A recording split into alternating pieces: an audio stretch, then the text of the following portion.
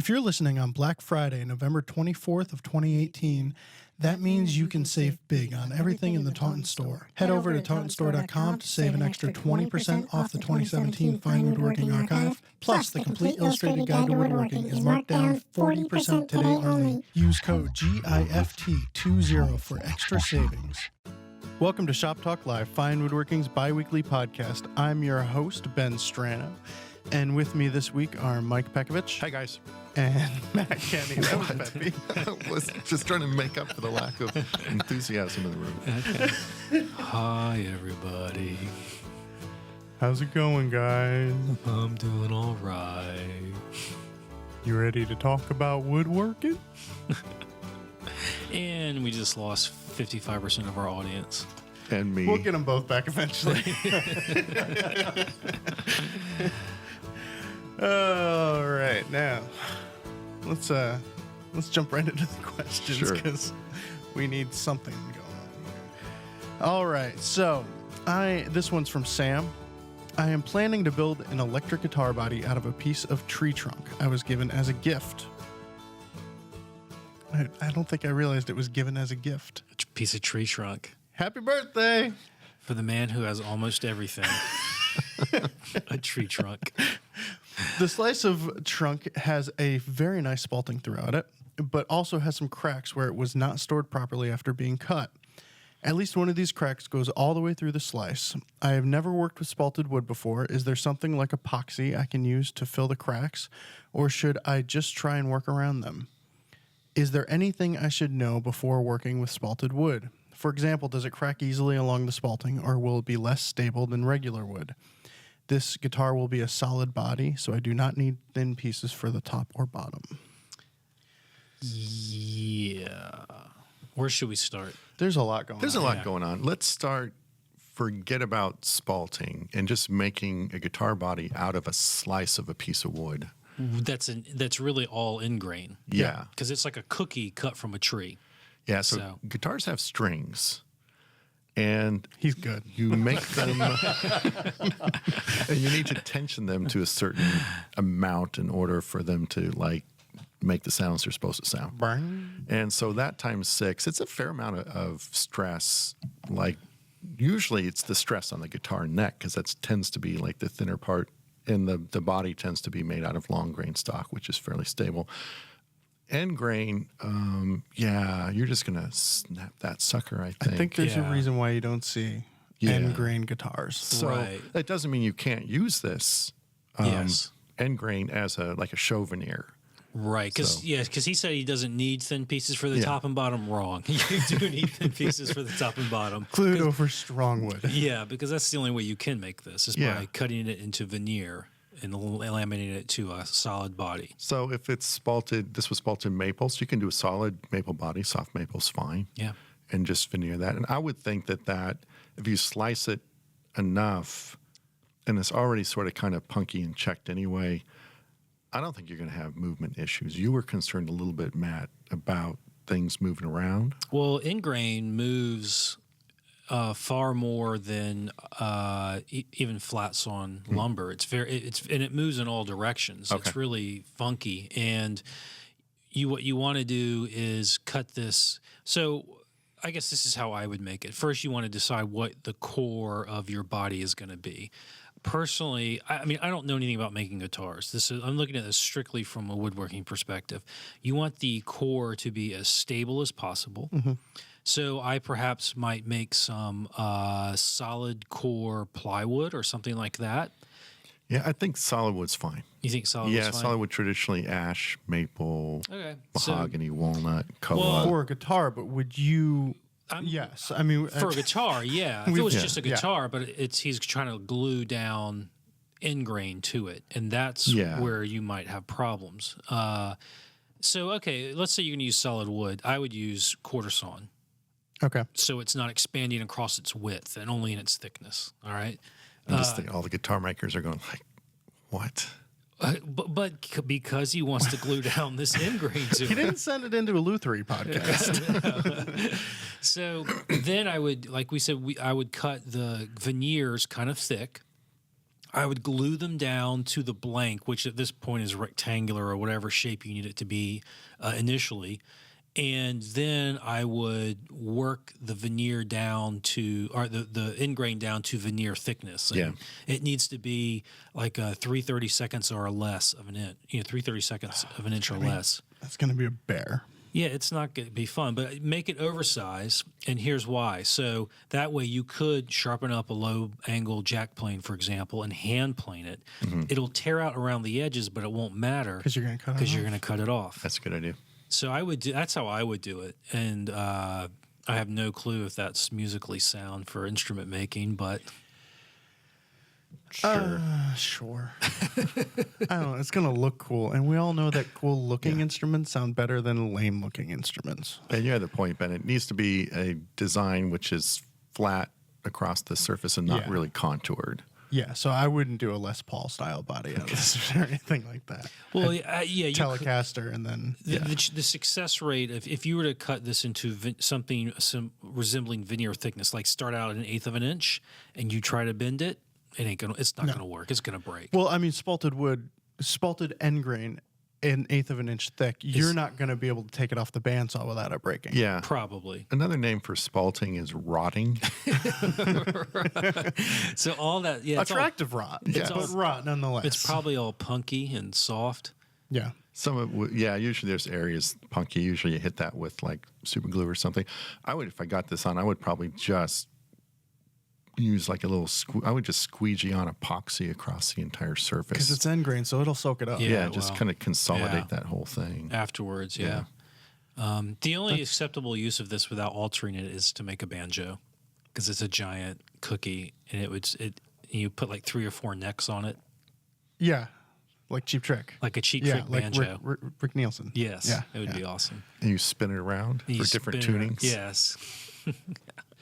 It would be he'd have a special made harness. This is going very poorly.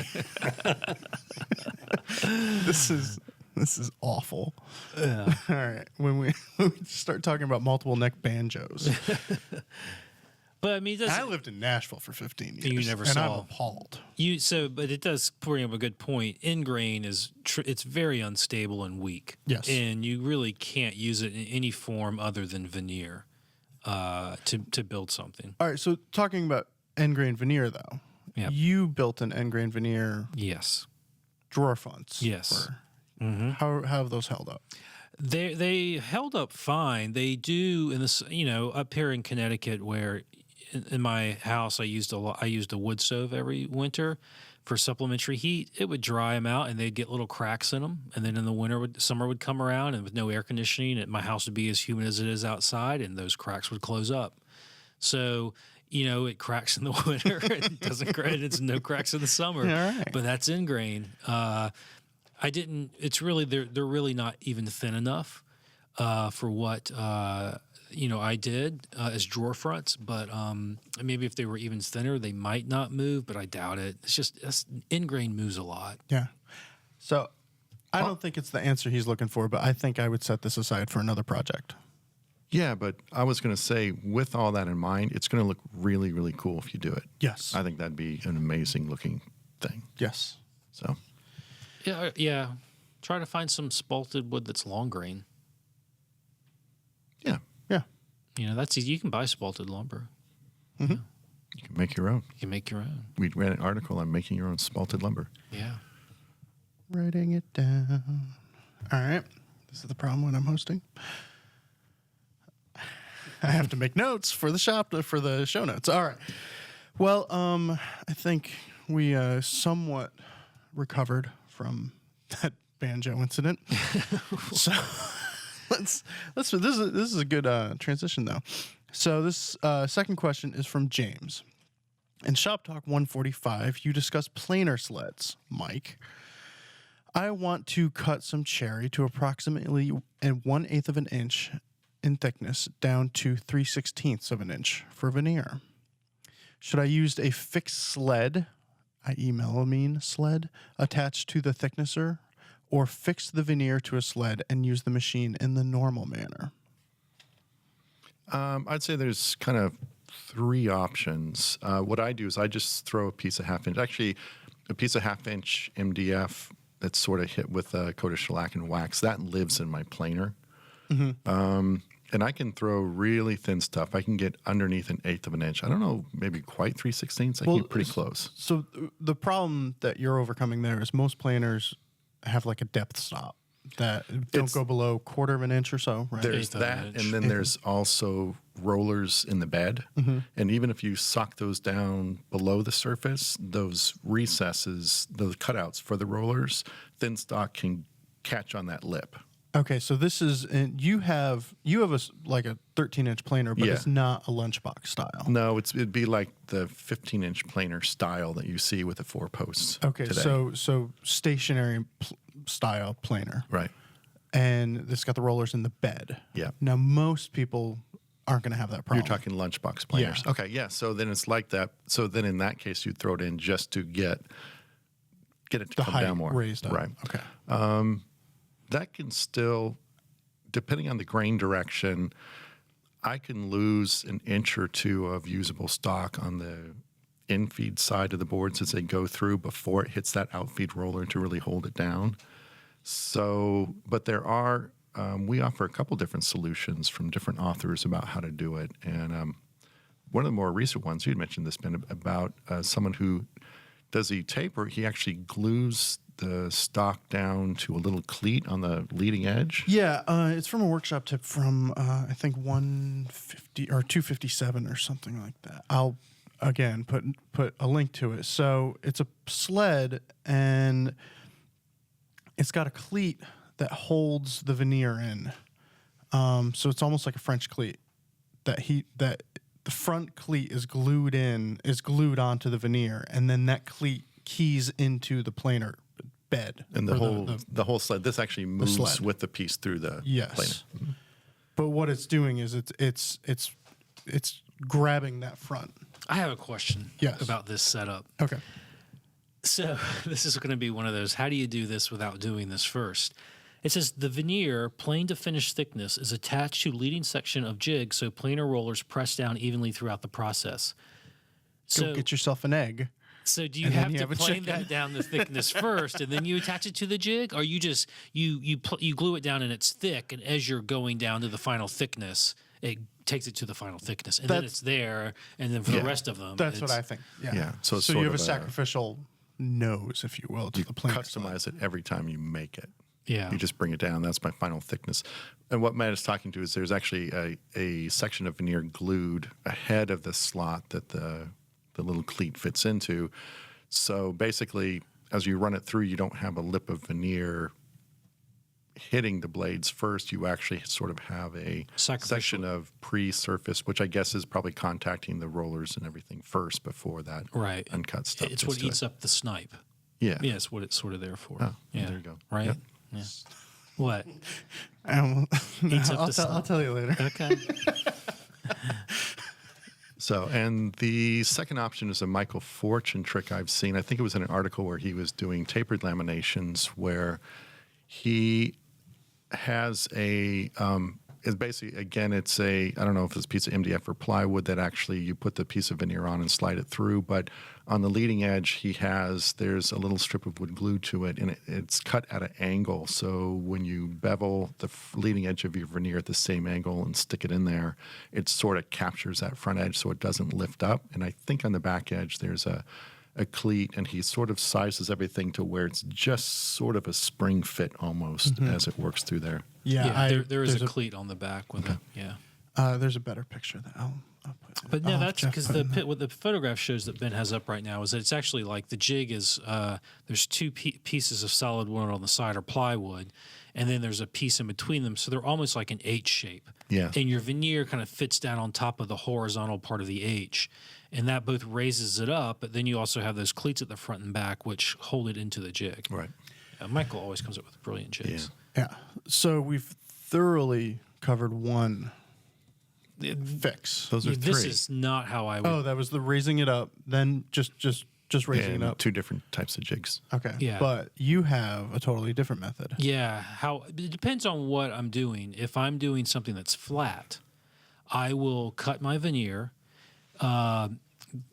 edge glue it together to get my veneer panel, glue it down to the substrate on both sides, and then run that through the planer, because all of a sudden it's thicker and it's not going to get vibraty underneath the rollers or the head or anything. So all of a sudden it's like planing a thick piece of wood, and it works really well. Cool. Assuming it's narrow enough to get through your planer. Assuming it's narrow enough to get through your planer, yeah. So if you're doing a tabletop, well, would you do a tabletop? Say you were doing a dining table with a veneered surface. Would you do that to each board, run it through the planer at your 12-inch width, and then glue up the whole thing as though? I'm not, making a tabletop is completely different from making something like a back for a cabinet or something, which is where I often use Shops on Veneers as the cabinet back, or a door, like a slab door. That's so I'm not sure if I would if I were going to make a tabletop and veneer it. I think you'd probably want to use commercial sawn veneer. I think. I don't know. I'd have to think about that. I don't know if I'd make a tabletop that way anyways. I'd probably make it out of solid wood. But Yeah, I prefer real wood. but there's definitely reasons to veneer a tabletop. Yeah, there can be. You've got English brown oak. Well, yeah, it's sort of like a pie crust. I mean, a sunburst veneer style thing. So, yeah. All right. There's some other options for handling this really thin stock. One is what I suggested, all the stuff that Mike suggested. Another is that you can make it a little bit long and then clamp it at the back and hand plane it away from the clamp, and it'll stay flat as you hand plane it. So that's an easy way to clean it up. You can also, instead of using a planer like I suggested after you glue it on, just hand plane it after you glue it on. And because it Shops on Veneer, it hand planes and all that kind of stuff easily. So, Speaking of veneer and stuff, you know what I used for the very first time and it was awesome? stuff. A vacuum veneer system bag thing. That's awesome. I wasn't doing it was for bent laminations for rocking chair rockers. And in my shop, I just have a form with a bunch of holes, and I just clamp the thing down with 47 clamps. But at Connecticut Valley, where I ran the class, Bob had a vacuum veneer thing. It was so awesome. I'm getting one of those. I mean, Don't you have two? I have two of them. Really? Throw one his way. After all the grief I've been given through the years about using a vacuum bag and using veneer, I think there are people in this room who still have not used blue tape to cut their dovetails yet. So. I have two, actually. Okay. I used it once. Jeff? Jeff, have you ever used blue tape? It was Jeff. Jeff's never done it. So in a vacuum bag, how many leg assemblies can you vacuum at one time? It's really, because they're skinny, we made 4 bending forms. Okay. So we were able to do 2 rockers at a time. It would depend on was cool. the size of the vacuum and the size of the press, how much, how strong your press was. But in theory, you could just fill it up. You could have stacked them up. Yeah. Yeah. I just didn't want to make that many layered MDF bending Mistakes. forms. Oh, okay. Right on. Okay, so we are going to move on to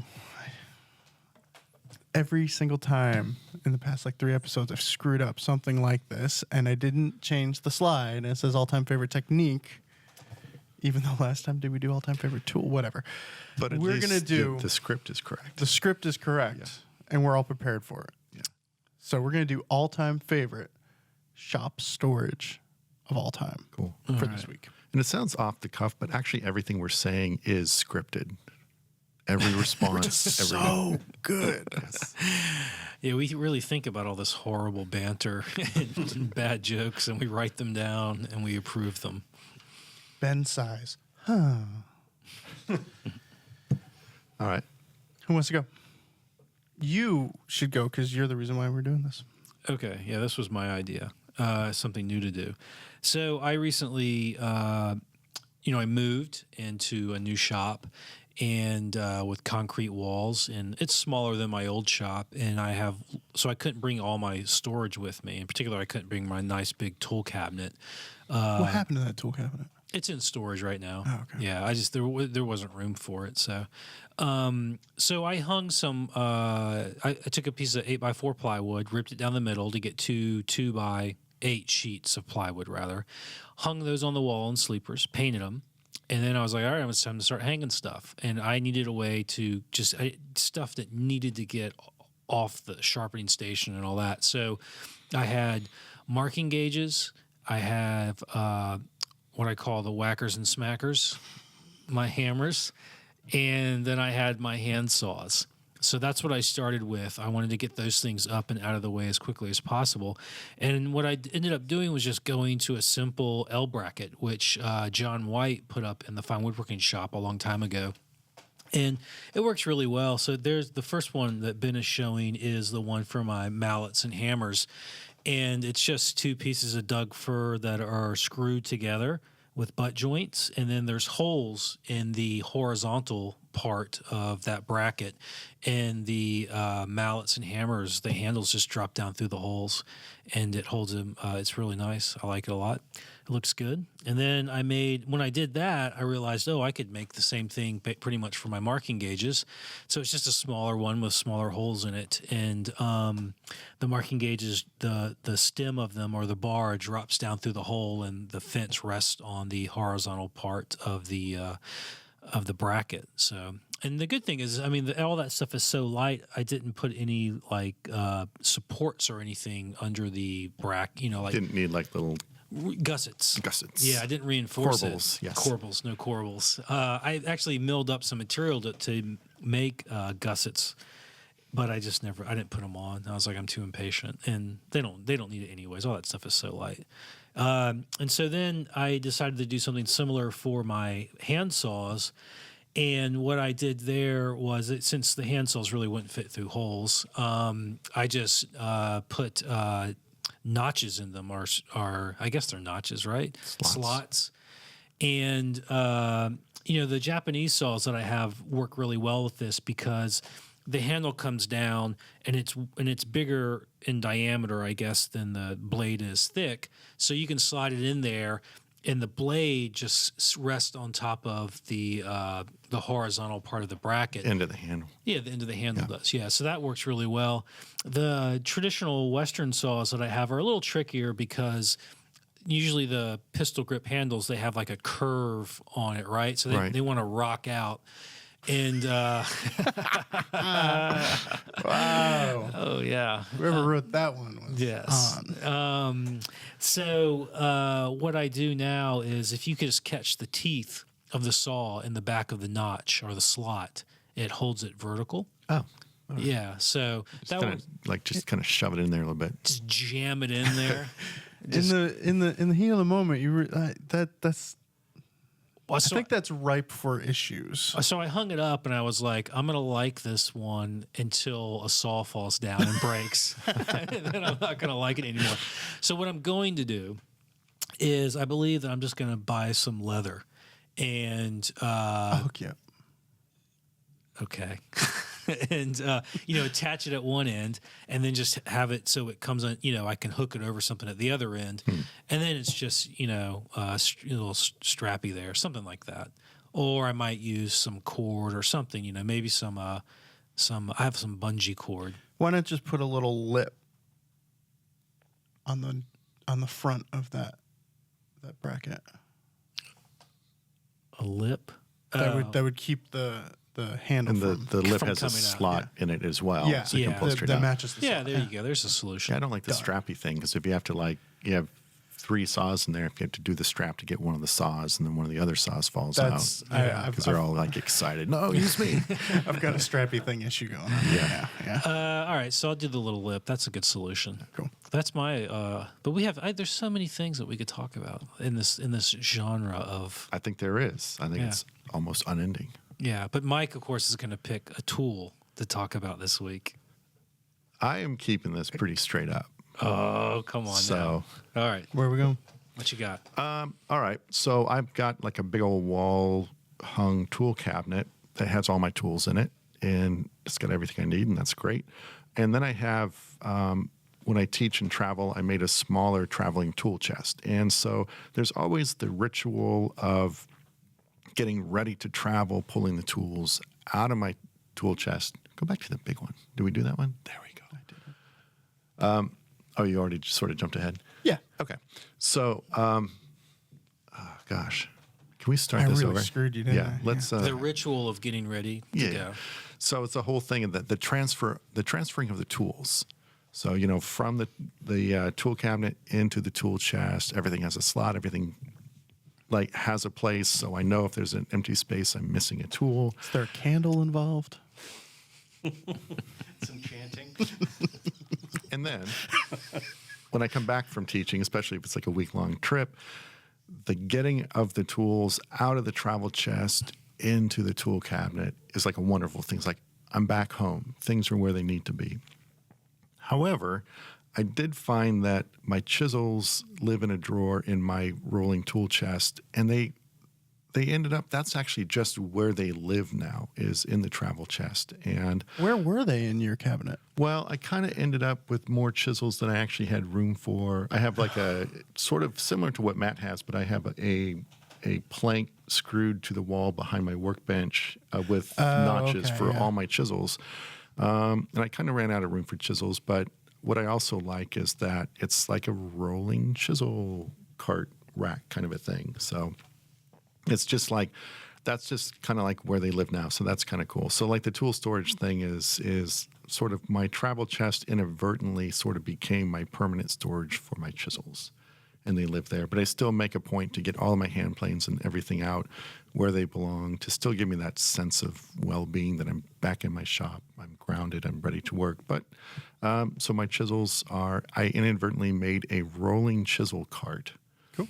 And I kind of bring that to the bench, and they're not rolling all over my tabletop. They live there, and it's a good thing. So how long do you have to be in between classes or something for you to empty the tool chest?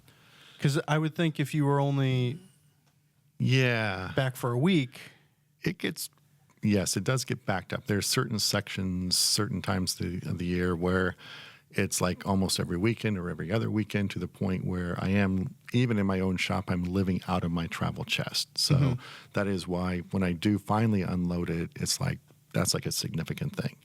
So when we do this again sometime in the future, I will show my traveling tool cabinet because I had a similar problem, not a similar thing that ended up happening to me. Except that none of my tools never made it back into my tool cabinet at home, and my traveling one just became my permanent one. became your thing. Yeah. well, speaking of never putting your tools away, I took a horrible picture of my little toolbox that's still being broken in.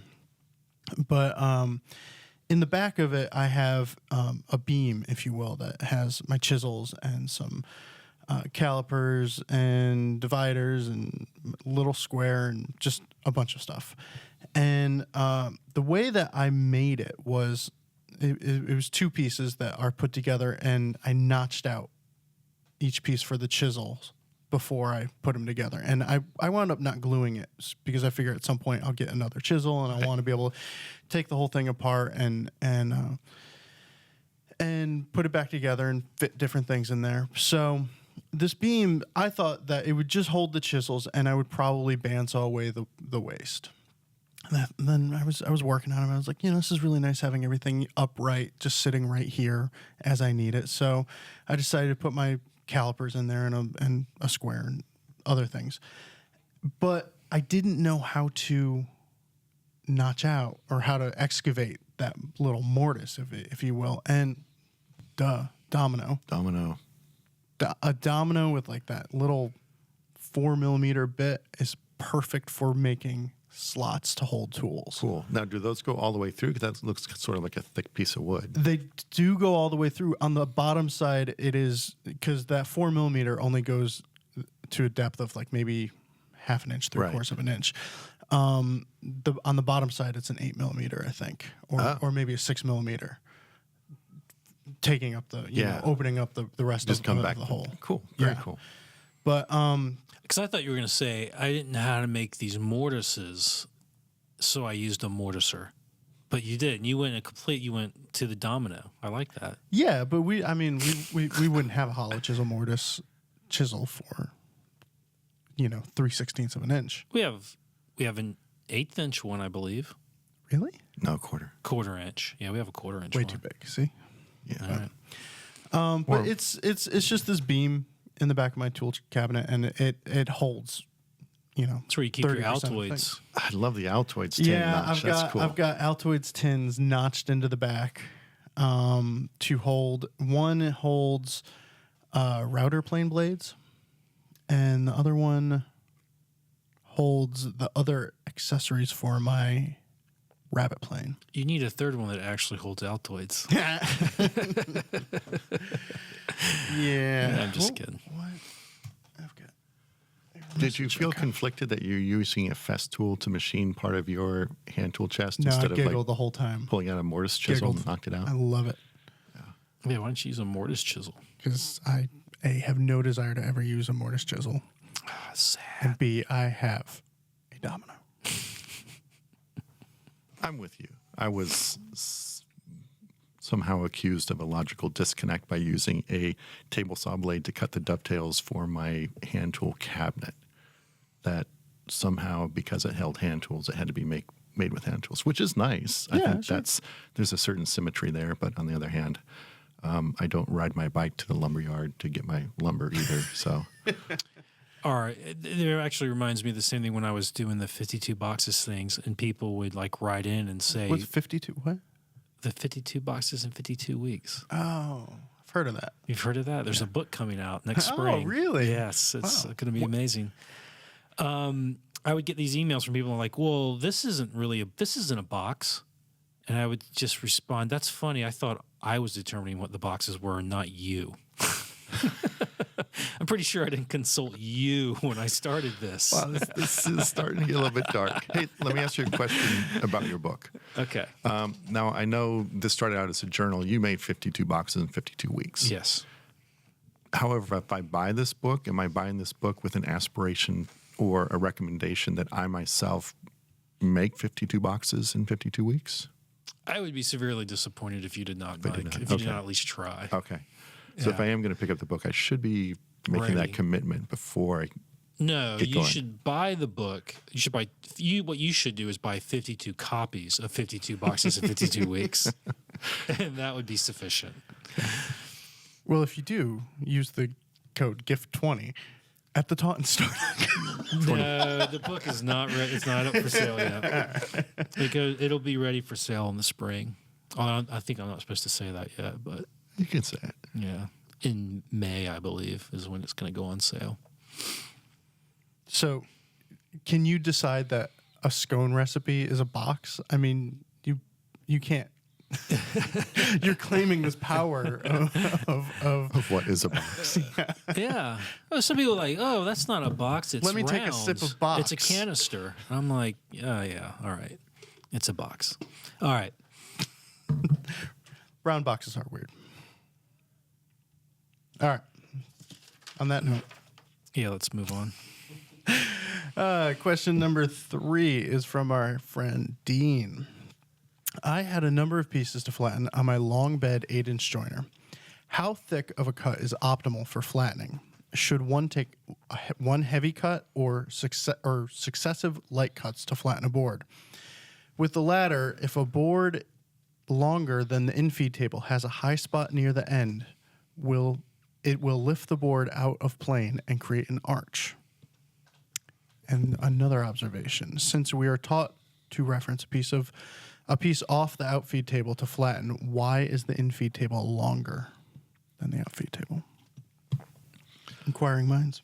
So he's asking about like a board that is bowed, right? And normally you're taught to always have 2 points of reference down on the infeed table. Points of contact. 2 points of contact as you feed it through. And that's why you always you always basically want to joint a frown and not a smile. Yeah, because that gives you 2 points. Unless Right. your board is so long that the bearing end on the sort of the trailing end is not on the table yet. So what Dean is saying is as you're moving forward, it's that it's that arch is sort of rising up, Yeah. and you are changing the angle of attack. Right. So I think you do the same thing I do. I do two different things. I'll let you say what you do, because my Why don't you first both thing. say on three?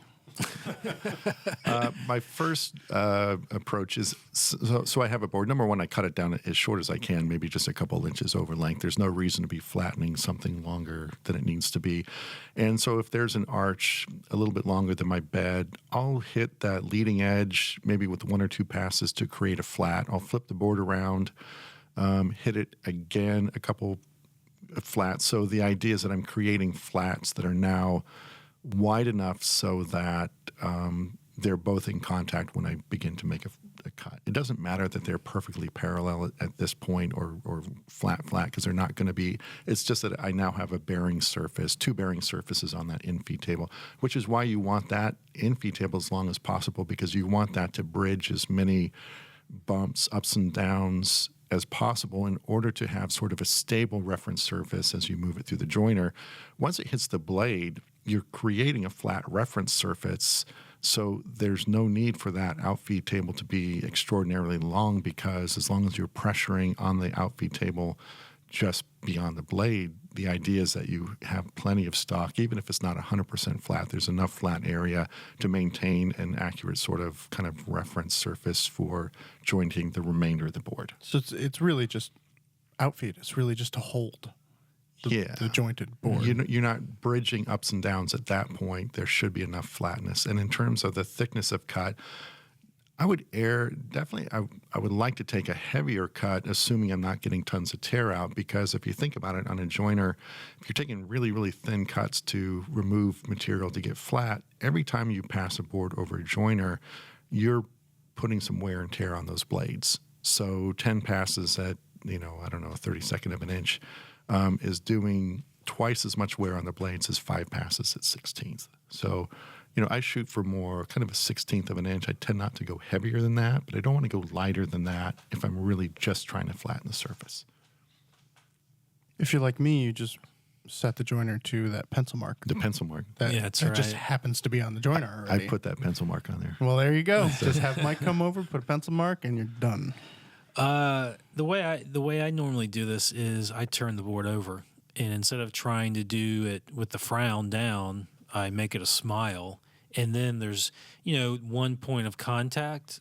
It could, but it's probably going to be more than a couple inches long at least, and run that over and start to flatten it that way. And put your push pad down right in the center of the board. Put the push pad right over that. But it's kind of, there's a larger issue though, in that if you have a board that's severely bowed, where this is a problem. Oh. And you maybe shouldn't be using it for what you're trying to use it for, because if you need something that's, say, 5 or 6 feet long and that is actually flat, you should start with a board that's already pretty much flat. And because you want a couple of issues. One, by the time you joint a flat into it on one face or the other, it may no longer be thick enough for what your intended use. Or two, by the time after you mill it up flat and parallel and all that, 4 square, it's probably not going to stay that way. Garrett Hack is pretty adamant about this, that he does not use boards that have bow and cup and stuff and twist in them. He says because it's going to go right back to that after you mill it. So, but that's easy for Garrett Hack, who mills his own lumber and has it's easy for anybody. You go to the lumber yard, don't buy wacky wood, But if you go to the lumberyard, buy a straight piece, get it back home, and it bows, because you've got humidity changes and all sorts of things, and it bows, set that aside for shorter pieces, maybe. Well, you need to get a board presser, and that'll take that out. Yeah, I think there's always going to be something going on, because as wood loses moisture, it's going to change shape a little bit. Yeah. But I think if you look at the grain, and the grain is like squirrely and weird, and you just see these boards, and it's like there's trouble there. Mm-hmm. So I think there is sort of those kind of red flags at the lumberyard. Stay away from stuff where the grain is really diving one way or the other. But here's another benefit for using Matt's technique. And if you're resawing a board that's been kiln dried. So let's say I have an 8/4 board and I rip it down the center for 2 roughly 1-inch thick boards. Chances are those boards are going to cup towards each other. Now, it seems like, well, I'll just put the cup side down and plane that until it's flat. Here's the problem with that, is that you have some really unequal tension in that board, because in essence, what you've done is you've taken an inch of thickness off of one side and nothing off the other. And what's going to happen is as you try to plane that arch, that cup out of that inside, it's going to continue to cut more. You were and more just and more. taking more and more Yeah. thickness off. Now, here's the thing, though. If you flip it over to Matt's point and you run the bow side down, which is the outside face, the more stock you remove off of that outside face, that cup is actually going to straighten out.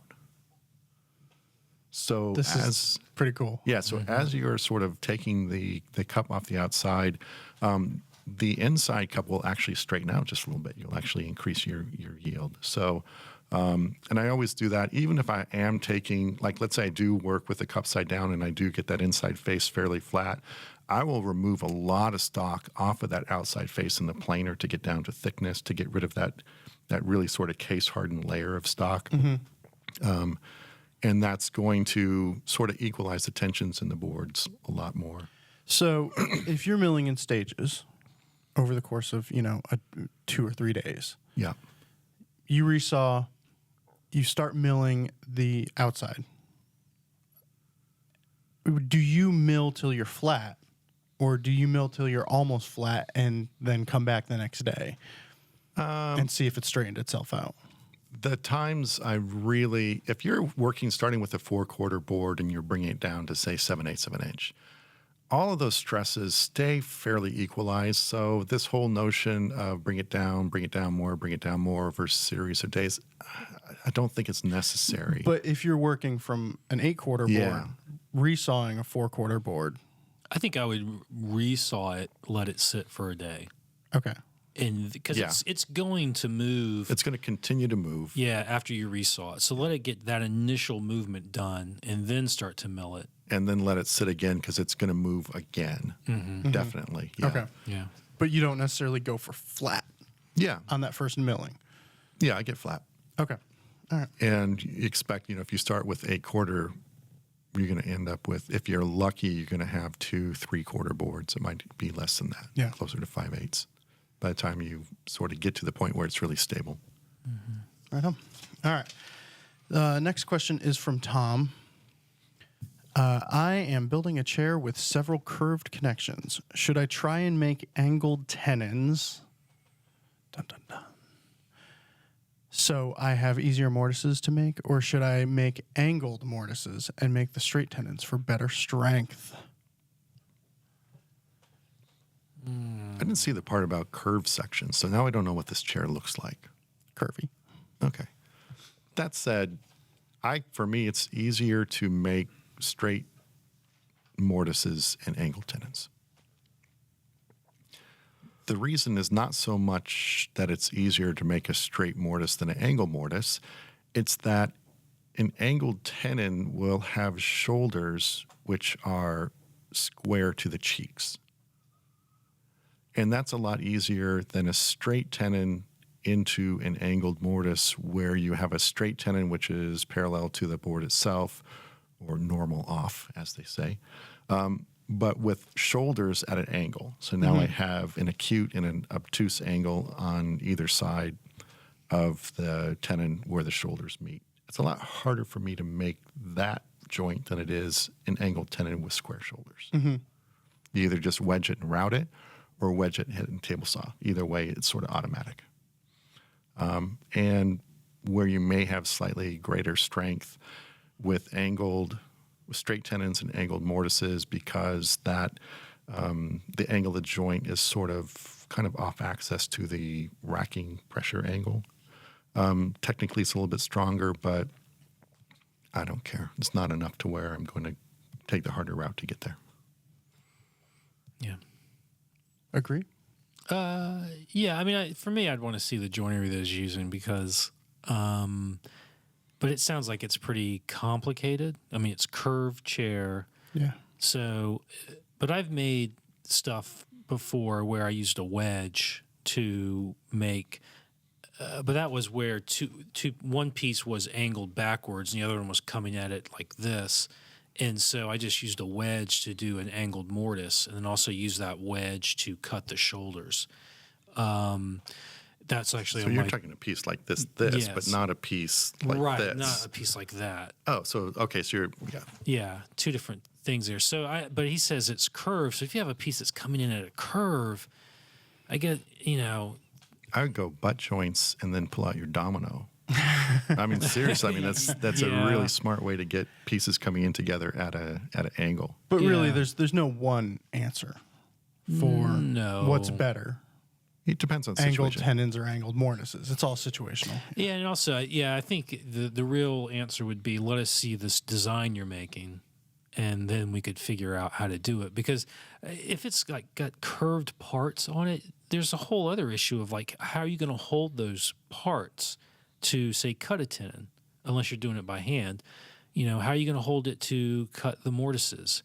And then, I mean, that further I think it would factor into the decision on whether or not to do angled tenons or angled mortises.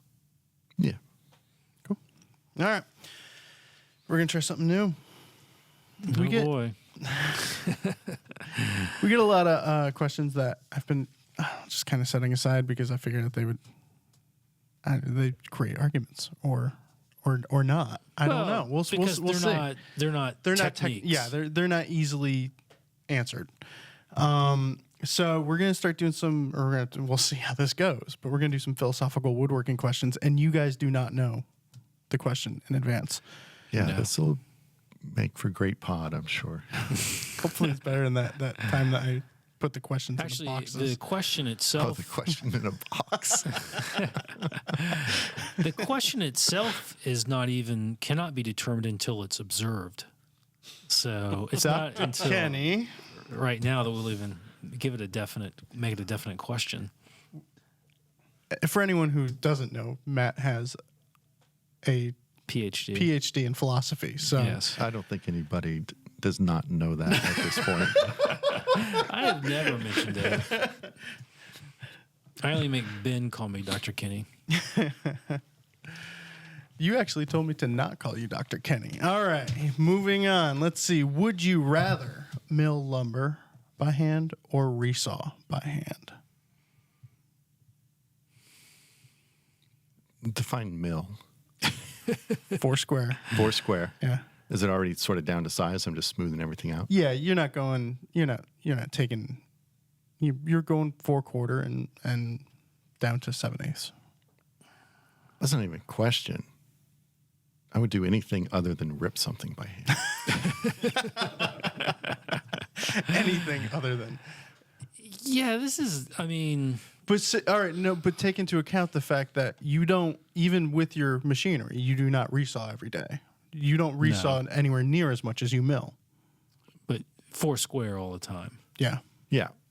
No, still, I would, because to me, like if you want to say have a hand tool only shop, I would say that's a really good idea. But if you're going to make a concession to a single machine, it would be a bandsaw. Like if I were doing only hand tools, I could have only one machine. It would definitely be a bandsaw because I can get stuff down to size roughly. I can rip, I can resaw, I can cut my curves. And then, so yeah, because of like sort of extending that logic out, ripping by hand? Or resawing. Resawing, which is even worse. Either. Yeah. Resawing is. Yeah, but how often do you resaw? Personally, almost every day in the shop. I mean, all the time. You have a problem. I resaw stuff all the time. Every single project. Yeah, absolutely. How do you make drawer sides? You got to resaw them. You're not wasting all that material. You got to resaw it down, then mill it. Now, if I'm 4 squaring by hand, I start with an inch board. I need to get down to 3/4. I'm going to resaw that thing pretty darn close. I'm not going to hand plane a 1/4 inch of stock off of that thing. No. Yeah. This is not even philosophical. This is so you're probably asking the wrong people, because if someone came to me and asked these questions, I would just show them out of my shop and I would get back to work. It'd be like, I can't imagine why I hold these questions. I am a little angry. At You this. asked me that, so leave. yeah. So I'm not. See, I wouldn't think about this because I would do neither. Because both of them are. So it's starting to your answer is starting to disintegrate, right? You can't pick neither. I have to pick one or the other. Yes. They're both a colossal waste of my time, though. I don't have much time. That is the question. Okay. What would you do, man? Because you're more hand tooly. No, I mean that's not fair. You and I both use hand tools a lot. Yeah. It's just that these are two things that are far better done by machine than by hand. Unless you just love the process of doing it. You know? I think if there's an achievement sense, there's a sense of accomplishment. Look at this. I did this by hand. I would say Foursquare. And if I ever did that, that video would be on Instagram every single time. I think I would resaw by hand. Oh my gosh! You have to know because what you gonna do it with a panel saw, or are you gonna do it with like frame a saw or something? I mean, I think saw? I would go buy a really good whatever those people use. I made a frame saw before I started working at Fine Woodworking, and I tried to resaw with it, and I did not finish the first one. I was like, I can't say what I said then because it involved words of 4 letters. But I was just like, forget it. This is ridiculous. He said nope. Does it count if the bandsaw is unplugged and Anissa is spinning the wheel for you? I think I would rather I would say I would mill my lumber Foursquare by hand, but then I would only make things that had really thick boards. Well, I know for me, before I had a planer, everything I made was 3/4 of an inch thick. Yeah. And it looked wrong. Everything, it's like until I got that planer and I was like, oh, I can make this, a reasonable size for its need visually. I take this back because if I really wanted to use thin stuff, I would not resaw it. I would Fallensby it, I'd be splitting it out. Yeah. So that's what I would do. And I would not start with boards. I would start with logs and build that way. Yeah. I mean, I'm not going to do that. But if in this fairy world we're talking about, then if I had to do one or the other. When I came out to Connecticut for the job, I had, the full equipment already set up for a shop, but when I came into a garage with just a single 110 outlet, the only machine I had that was 110 was a bandsaw. So probably for about the first year and a half I was out here, I had a shop with just a bandsaw. And a bandsaw and hand tools, I was able to make anything I wanted. It was at a slower pace, but it's actually a really good learning experience. And it is something where if I had to, I could see myself going back to that. So definitely. The question, not to complicate things, but the question necessarily is not you can't have a bandsaw. You just can't resaw on it. That's dumber. Here's something I just thought about. Because people often talk about, well, I really enjoy the process of working with hand tools. Yeah. And there's some sort of, it's somewhat implied that working with power tools is inherently unenjoyable. I actually find it very enjoyable to mill and resaw lumber. I really enjoy resawing. And there's actually quite a bit of artistry to it, and of mastering the tool, understanding how to use it properly.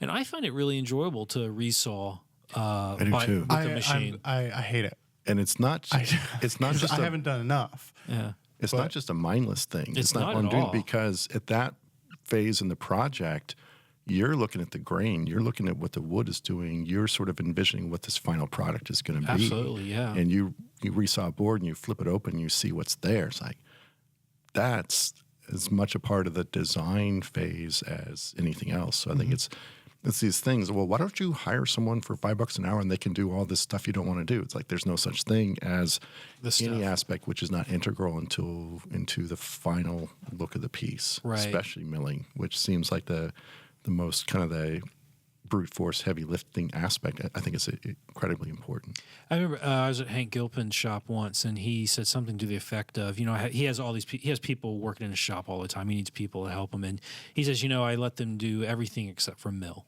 Nobody mills but me, and that's because Really? because if that's where it starts. If you want really a nice looking piece, when you cut out the parts and you start to mill them, you got to nail the grain, for example. So there's a lot of vision there to know that I'm going to mill this piece like that, and then when the whole thing is done, it's going to look like this in the completed piece. There's a lot of forethought, a lot of vision that goes into that, and then also a lot of understanding how a joiner cuts, how a bandsaw resaws, how a planer affects. You have to know that stuff in order to get the pieces to where they need to be, so that your completed piece is harmonious and beautiful. There's so much thought that goes into that. It's not mindless at all. And if you're doing it and it is mindless, that's your fault. You're not doing it right. It shouldn't be mindless. Yeah.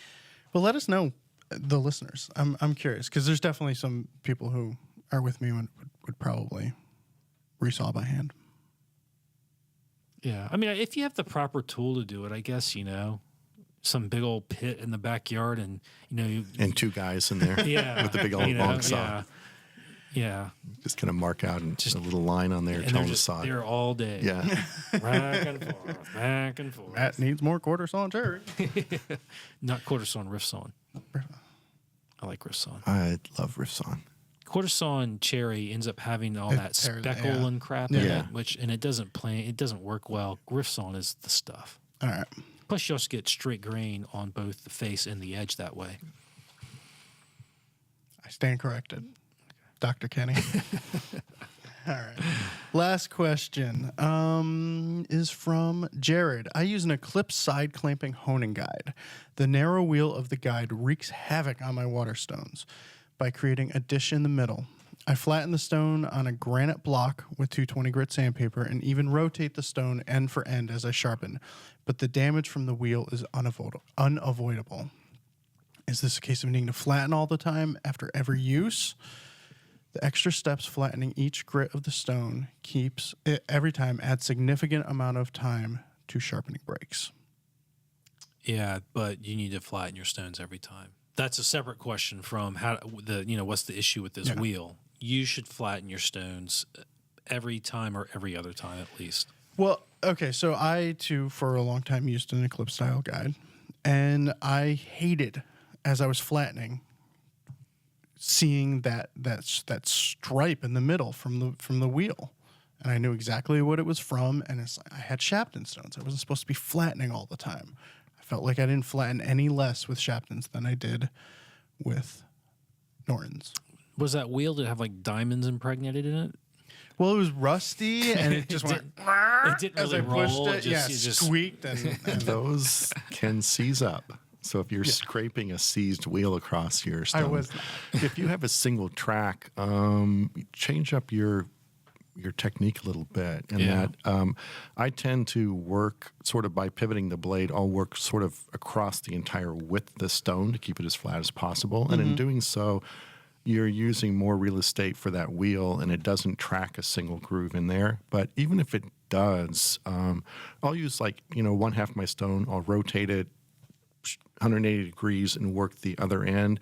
And if there is a slight indentation from that wheel in the middle of the stone, as long as I'm working across the entire stone, it doesn't hurt anything.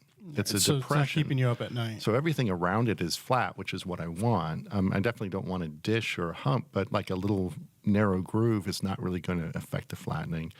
I see it on occasion, but I will, like in a sharpening session, I'll flatten my stones, and I'll start with the tools that are most critical, which is a smoothing plane.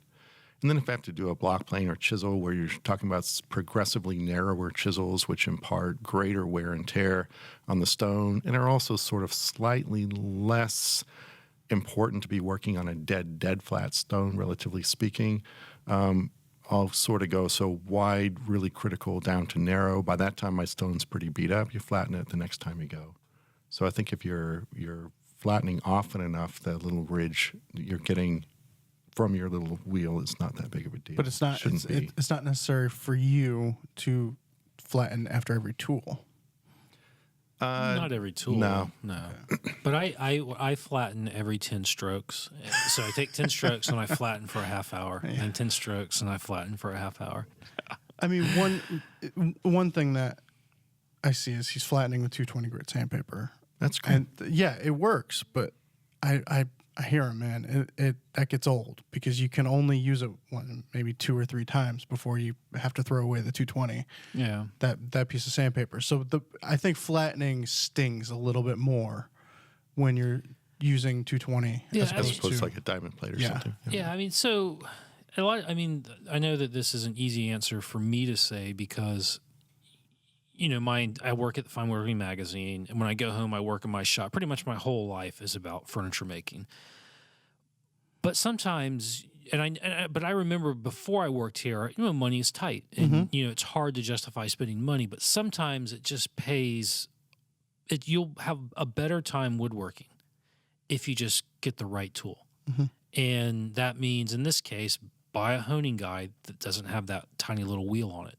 And there's a couple of options available on the market, and get a diamond plate. And that's how, so it's an investment. In the short term, it stings a little to spend that money, but in the long term, you're going to have more fun when you do your hobby, the thing that you're supposedly going out into the shop for to relax.